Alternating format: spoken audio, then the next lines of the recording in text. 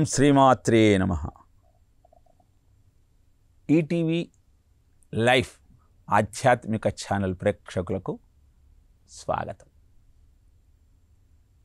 ఆసనం, శయనం, వస్త్రం, వాహనం, భూషణాదికం సాధకేన ప్రదాతవ్యం గురోర్ సంతోషకారణం అంటాడు గురుగీతలో. సాక్షాత్తు పరమేశ్వరుడే పార్వతికి చెబుతున్నటువంటి సత్యం ఇది.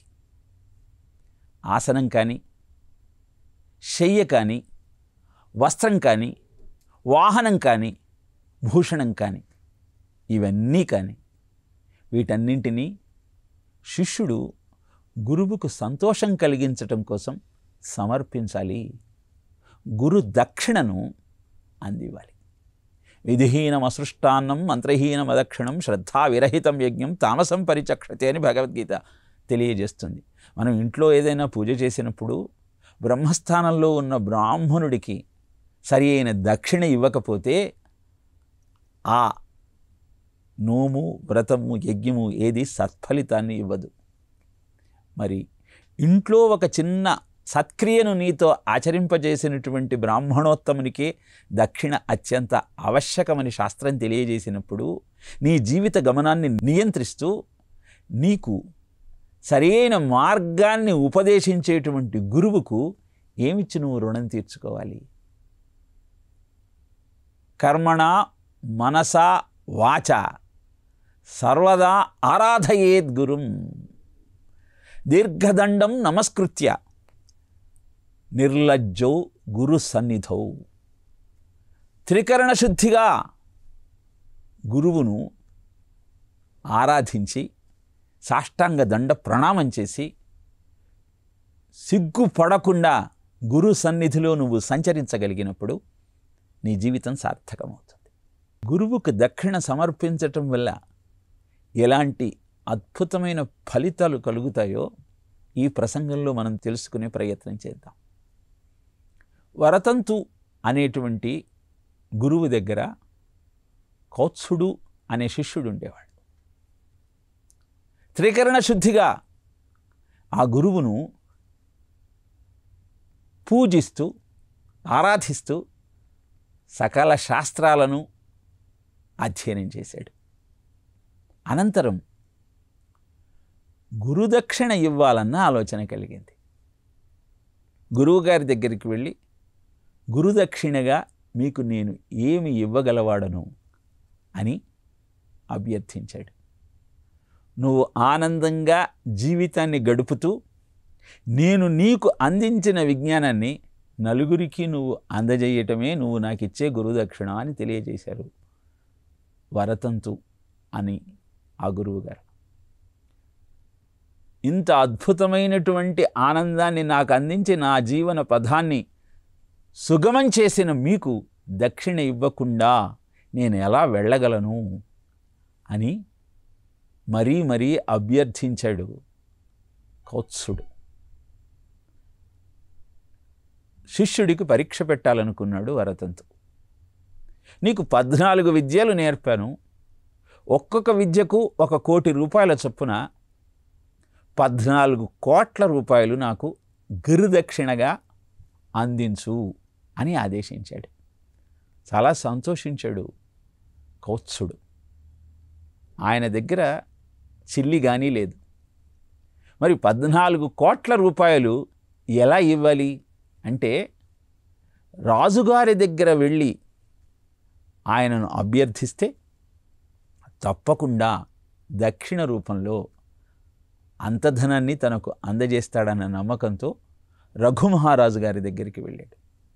అప్పుడే రఘుమహారాజు విశ్వజిత్ యాగాన్ని చేసి కోశాగారంలో ఉన్న ధనమంతా దానంగా ఇచ్చేశాడు. అదే సమయంలో కౌత్సుడు రఘుమహారాజు గారి దగ్గరికి వెళ్ళాడు. విషయాన్ని గ్రహించిన కౌత్సుడు రఘుమహారాజు గారి దగ్గర ధనం లేదు కనుక ఇంకొక రాజుగారి దగ్గరికి వెళదామని తిరుగు ప్రయాణమవుతున్న సమయంలో సాధు సత్తమా ఏం ఆశించి నా దగ్గరకు వచ్చారు అని ప్రశ్నించాడు రఘు మహారాజు. గురువుగారికి తాను ఇయ్యాల్సిన 14 కోట్ల రూప్యముల గురుదక్షిణ గురించి రఘుమహారాజుకు తెలియజేసి, చింతించకండి మహారాజా, మీరు ఇప్పటికే ధనాన్నంతా దానంగా ఇచ్చి ఏమీ లేని స్థితిలో ఉన్నారు కనుక నేను అన్యథా భావించటం లేదు, మీ పరిస్థితి అర్థం చేసుకున్నాను అని సమాధానం చెప్పాడు. కానీ తన దగ్గరకు దానం కోసం వచ్చినటువంటి సాధువు రిక్తహస్తాలతో వెళ్ళటం రఘుమహారాజుకి ఎంతమాత్రమూ నచ్చలేదు. అందుకే ఒక్కరోజు నాకు గడువు ఇవ్వండి, మీ ధనాన్ని మీకు సమకూరుస్తాను అని వాగ్దానం చేసి, ఇంత అధిక మొత్తంలో ధనం కుబేరుడి దగ్గర మాత్రమే ఉంటుంది కనుక కుబేరుడి మీదికి దండయాత్రకు వెళ్ళాలని సంకల్పించుకున్నారు రఘుమహారాజు. ఆ రోజులలో రథ మార్గాలు ఇతర లోకాలకు కూడా ఉండేవి. అద్భుతమైన తపశ్శక్తి పరిఢవిల్లుతున్న నేపథ్యంలో ఈ విషయం కుబేరుడు తెలుసుకున్నాడు. వెంటనే రఘుమహారాజు గారి కోశాగారాలన్నింటినీ ధనంతో నింపివేశాడు. మరునాడు ఉదయం కోశాధికారి వచ్చి రాజుతో, రాజా, ధనంతో మన కోశాగారం నిండిపోయింది, అంతులేని సంపద అంటూ ఆనందంగా విషయాన్ని వివరించాడు. వెంటనే ఆ ధనమంతా కౌత్సునికిచ్చి పంపించండి అంటూ ఆదేశం చేశాడు రఘుమహారాజు. కౌత్సుడన్నాడు, నాకు అవసరమైంది 14 కోట్ల రూపాయలే, అది మాత్రం చాలు, మిగతాది నాకు అక్కరలేదు అన్నాడు. కానీ రఘుమహారాజు, మీకోసం కుబేరుడిచ్చిన ధనం ఇది కనుక దీన్ని నేను స్వీకరించలేను, మీరే దీన్ని తీసుకోండి అంటూ వద్దంటున్నా కుబేరుడు అందించిన ధనాన్ని మొత్తము కౌత్సుడికిచ్చి పంపించాడు. గురు దక్షిణ ఇవ్వాలన్న సంకల్పం నీలో ఉద్భవిస్తే అది ఎలాంటి మాహత్యాన్ని ప్రకటిస్తుందో ఈ కథ వల్ల మనం గుర్తించవచ్చు.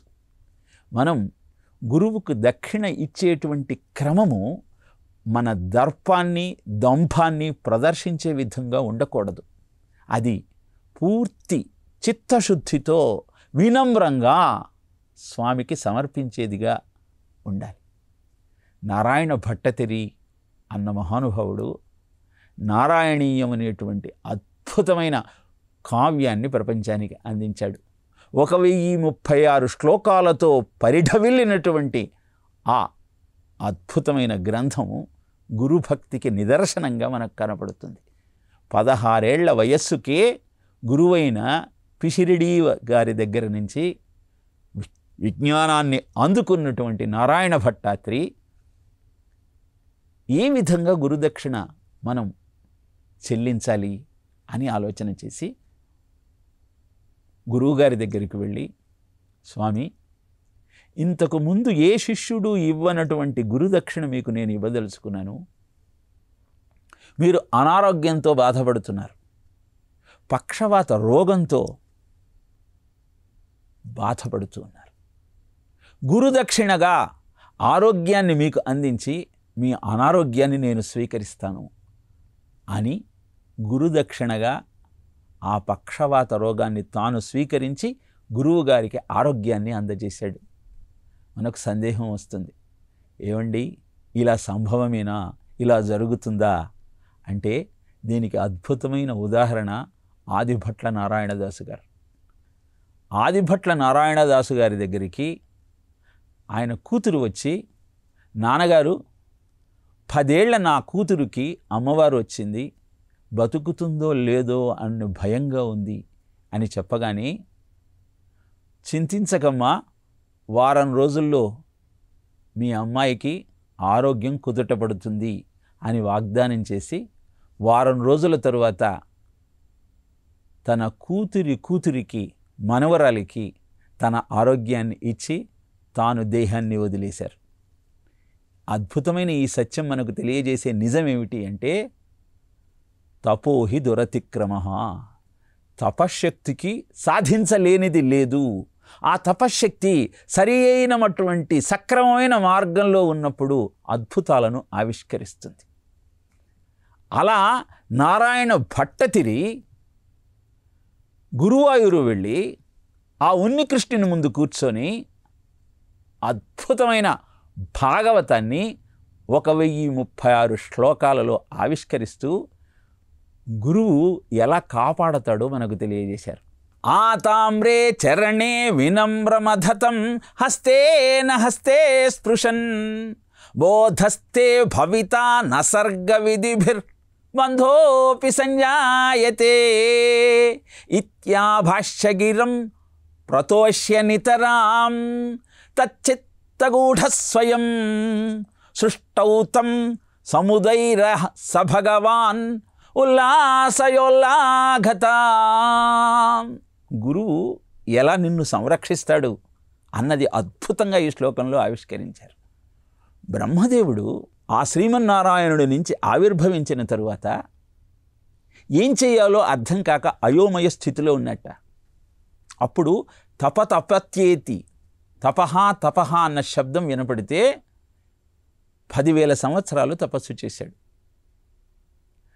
ఆ తపస్సు చేసిన తర్వాత శ్రీమన్నారాయణుడు ప్రత్యక్షమయ్యాడు.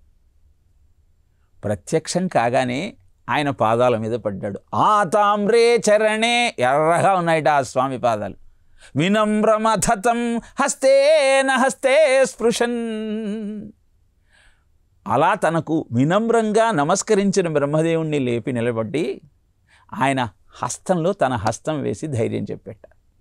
ఇప్పుడు గురువుకు నువ్వు దక్షిణ ఇచ్చినా ఇవ్వకపోయినా ఆయన పదాలను ఆశ్రయించి అన్యథా శరణం నాస్తి త్వమేవ శరణం మమ అని ఆయన్ని ఆశ్రయిస్తే మొట్టమొదట నీ చేతిలో చెయ్యి వేసి నేనున్నాను, నువ్వు భయపడవద్దు అని నీకు చెప్తాడు.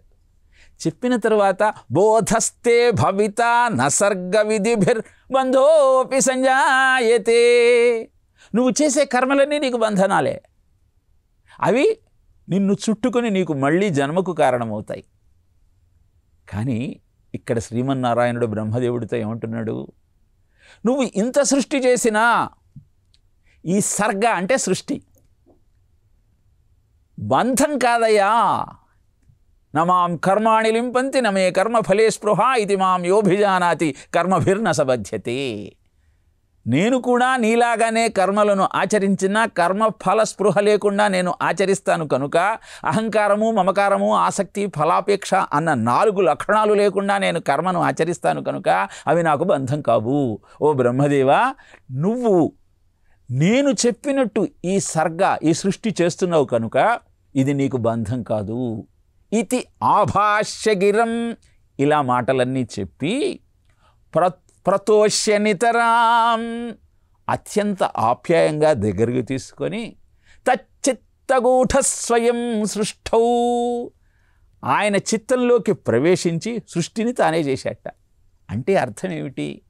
గురువును త్రికరణ శుద్ధిగా ఆశ్రయించి ఆయననే ఆరాధిస్తూ నువ్వు కార్యక్రమాన్ని ప్రారంభిస్తే నీ చేతిలో చెయ్యి వేసి నీకు చేయూతగా నిలిచి నువ్వు చేసే కార్యక్రమాల వల్ల వచ్చే పర్యవసానాలన్నింటినీ నీకు శుభంగా మలుస్తూ నీలో తానే ప్రవేశించి ఈ సృష్టినంతా చేస్తాడయ్యా, ఈ కర్మలనన్నింటినీ ఆచరిస్తాడు. సభగవానులాసయోల్లాఘత. అలాంటి గురుస్వరూపాన్ని భగవత్ స్వరూపాన్ని నేను ఆరాధిస్తున్నాను. ఉల్లాఘతాం ఉల్లాయస అంటే నా రోగాలన్నీ పోగొట్టు స్వామి. అందుకే నారాయణీయం చదివితే రోగాలన్నీ పోతాయి. ఎంత భయంకరమైన వ్యాధి అయినా నిరంతర నారాయణీయ పారాయణం వల్ల దూరం అవుతుంది అని చెప్పటానికి దృష్టాంతాలు కోకొల్లలు. ఇలా గురువుకు దక్షిణగా నువ్వు ఏమి ఇవ్వాలి, ఏమి ఇవ్వగలవు, ఏమిచ్చి ఆయన రుణాన్ని తీర్చుకోగలుగుతావు అంటే నీ మనస్సును నిర్మలంగా మార్చుకొని ఆయనకు సమర్పిస్తే ఆయనే నీకు మార్గదర్శకమవుతాడు. ఇలాంటి అద్భుతమైన ఆనందాన్ని అందుకోవటం కోసం గురుదక్షిణను నువ్వు సమర్పించాలి. మనం గురు బ్రహ్మ గురుర్విష్ణు గురుదేవో మహేశ్వర గురు సాక్షాత్ పరబ్రహ్మ తస్మై శ్రీ గురవే నమః అన్న శ్లోకాన్ని అందరము అభ్యాసం చేశాం. గురుగీతలో ఉన్న ఈ శ్లోకం యొక్క ఆవిర్భావానిలోని ఆంతర్యం గ్రహిస్తే అద్భుతమైన ఆనందం నీ సొంతమవుతుంది. ఒక శిష్యుడు విద్యాధరుడనే గురువును సేవిస్తూ ఉన్నాడు. ఆయన తల్లిదండ్రులు వచ్చి ఆ శిష్యుణ్ణి ఇంటికి రమ్మన్నారు. నేను రాను, గురువుగారితోనే ఉంటాను అన్నాడు. గురువుగారు శిష్యుణ్ణి ప్రశ్నించాడు, ఎందుకయ్యా ఇంటికి వెళ్ళటం లేదు అంటే, గురువుగారు మీ జాతకం చూశాను, మీకు క్షయవ్యాధి కనపడుతూ ఉంది వచ్చే రోజుల్లో, అందుకని ఈ క్లిష్ట పరిస్థితులలో మిమ్మల్ని వదిలి వెళ్ళటం నాకు ఇష్టం లేదు అంటే, గురువుగారు అన్నాడు, అవశ్యం అనుభోక్తం కృతం కర్మ శుభాశుభం. ఆయన ఎవడు చేసిన కర్మ వాడు అనుభవింపక తప్పదు. ఎవరి రక్తమో ఎవరి చెవటో ఎవరిని రక్షించదు. నిన్ను నువ్వే కాపాడుకోవాలి. ఉద్ధరేద్ ఆత్మానం అవసాదయేదని భగవద్గీత చెప్పింది. కాబట్టి నా రోగం నన్నే అనుభవించని, నీకెందుకయ్యా శ్రమ అన్నాడు.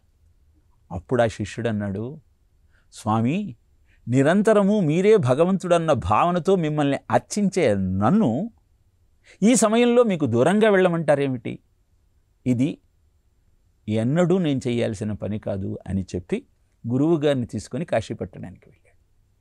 ఈ శిష్యుడి యొక్క గురుభక్తి పరీక్షించాలని మొట్టమొదట బ్రహ్మదేవుడు వచ్చి, మీ గురువుగారికి క్షయరోగమయ్యా, అది నీకు కూడా వచ్చే ప్రమాదం ఉంది, కాబట్టి ఆయన నుంచి దూరంగా వెళ్ళిపో, ఆయన్ను వదిలేయి అని చెప్తే, బ్రహ్మదేవుడి మాటలకు కుపితుడైన ఆ శిష్యుడు, ఇంకొకసారి ఇలాంటి సలహా నాకు ఇవ్వకండి అని గద్దించి చెప్పాడు. అనంతరం విష్ణుమూర్తి మారువేషంలో వచ్చి, ఈయన దగ్గర ఉంటే ఉన్నావు, ఈయన దగ్గర ఉండటం వల్ల నీకేం లాభము? నీకు ఒక విద్య చెబుతున్నాడా, ఒక నైపుణ్యాన్ని నేర్పిస్తున్నాడా? ఆయనకి సేవ చేస్తే చేసుకున్నావు, ఇంకొక గురువు దగ్గరికి వెళ్ళి విద్యాబుద్ధులు నేర్చుకో అని సలహా ఇచ్చాడు. బాగా కోపం వచ్చింది ఆ శిష్యుడికి. స్వామి, నా ఆఖరి శ్వాస ఉన్నంత వరకు నేను నా గురువునే ఆశ్రయిస్తాను అని విష్ణుమూర్తిని పంపించాడు. అనంతరం శివుడే వచ్చి, నువ్వు ఎందుకయ్యా గురువుకు శుశ్రూష చేస్తున్నావు? మోక్షం కోసం కదా, ఆ మోక్షం ఏదో నేను ఇచ్చేస్తాను, నీ గురువుగారిని వదిలేయి అన్నాడు.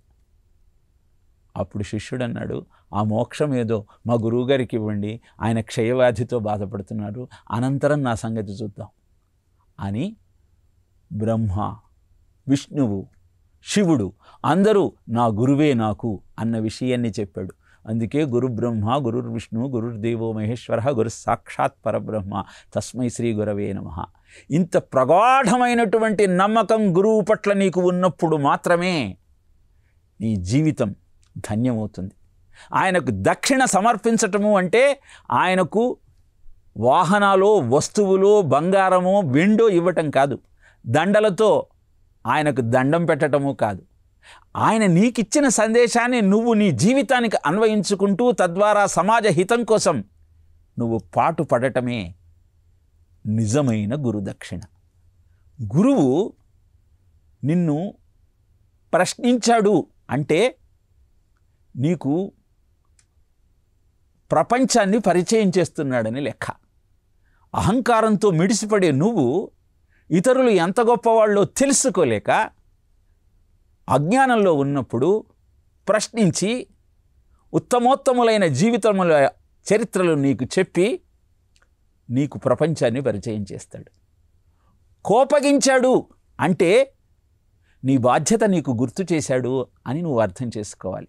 ఎప్పుడు కోపగిస్తాడు? నీ బాధ్యతను నువ్వు విస్మరించినప్పుడు కోపగిస్తాడు. ఇక దండించాడు అంటే నీకు ధైర్యం చెప్పాడు అని లెక్క. పరీక్ష పెట్టాడు అంటే నీకు ఆత్మవిశ్వాసాన్ని ప్రోదు చేసి నీ జీవిత పథానికి వెలుగు చూపుతున్నాడని అర్థం. ఇలా గురువు చేసే ప్రతి పనిలో ఒక అద్భుతమైన ఆంతర్యం ఉంటుంది. అలాంటి గురువును నువ్వు ఆశ్రయించి ఆయనను త్రికరణ శుద్ధిగా నువ్వు సేవించినప్పుడు నీ జీవితం ధన్యమవుతుంది. ఏకలవ్యుణ్ణి ద్రోణుడు బొటనవేలిని దక్షిణగా అడిగాడు, ఇదేమి గురుతత్వము అన్న సందేహము ఆధునిక సమాజంలో చాలామందికి కలుగుతోంది. నిలువెత్తు గురుతత్వానికి నిదర్శనమే ద్రోణాచార్యుడు. గురువు యారి ఆలోచన కేవలము వ్యక్తుల పట్ల ఉండదు, సమాజం పట్ల ఉంటుంది. ఉగ్రవాదుల దగ్గర ఆటం బాంబు ఉంటే ఎంత అరిష్టమో, అల్పప్రాణి అయిన కుక్క నోటిని 7 బాణాలతో బంధించి హింసించేటువంటి ఆటవిక తత్వమున్న ఏకలవ్యుడికి అద్భుతమైన విలువిద్య ఉండటం అంతే సమాజానికి అహితం చేసే లక్షణమని భావించి, తద్వారా రాబోయేటువంటి విపత్తును గుర్తించి అతని బొటనవేలిని దక్షిణగా తీసుకున్న ద్రోణాచార్యుడు అక్కడితో ఆగలేదు. చూపుడు వేలితో మధ్య వేలితో బాణప్రయోగం ఎలా చేయాలో ఏకలవ్యుడికి దగ్గర ఉండి నేర్పించారు. బొటనవేలిని ద్రోణుడు దక్షిణగా అడిగాడని అపహాస్యం చేసేటువంటి మహానుభావులు ఆయన యొక్క భూతదయను, సమాజ శ్రేయస్సు గురించి ద్రోణుడు చేసే ఆలోచనను గుర్తించే ప్రయత్నం చేయరు. పురాణాలను అపహాస్యం చేస్తూ పురాణాలలో ఉన్న ప్రధాన పాత్రల యొక్క శీలాన్ని శంకించేటువంటి ఆలోచన విధానం ఆధునిక సమాజంలో బాగా పెరిగిపోతున్న నేపథ్యంలో సత్యమేమిటో గుర్తిద్దాం.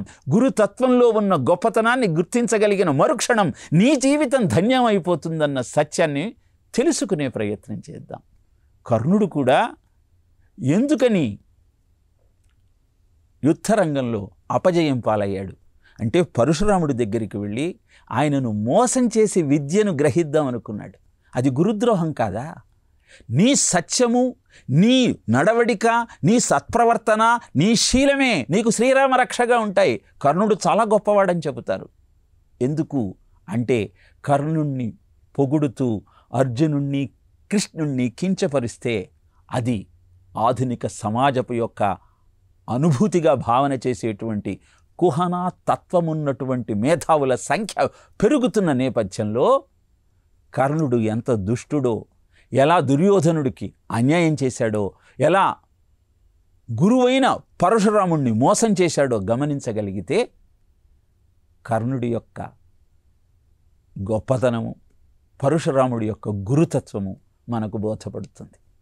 గురు సందేశం కార్యక్రమంలో అద్భుతమైనటువంటి ఈ పురాణ పాత్రల యొక్క వైశిష్ట్యాన్ని, తమ జీవనంతో ప్రపంచానికి మార్గదర్శకం చేసిన గురువుల యొక్క ఔన్నత్యాన్ని తెలుసుకుంటూ, దానిని మన జీవితాలకు అన్వయించుకుంటూ జీవితాన్ని అద్భుతమైన బాటలో నడిపించుకునే ప్రయత్నం చేద్దాం.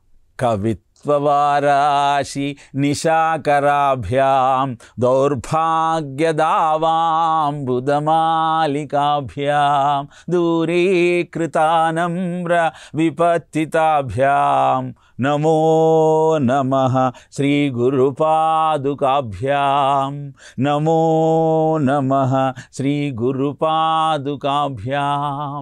నీలో ఉన్న శక్తికి చంద్రుడిలాగా వెలుగును అందించి ఉద్దీపన చేసేటువంటి మాహత్యము కలిగినవాడు గురువు.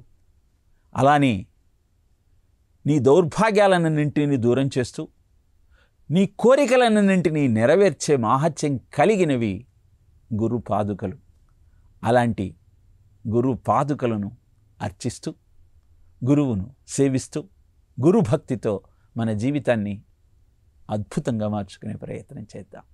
ఓం తత్సత్.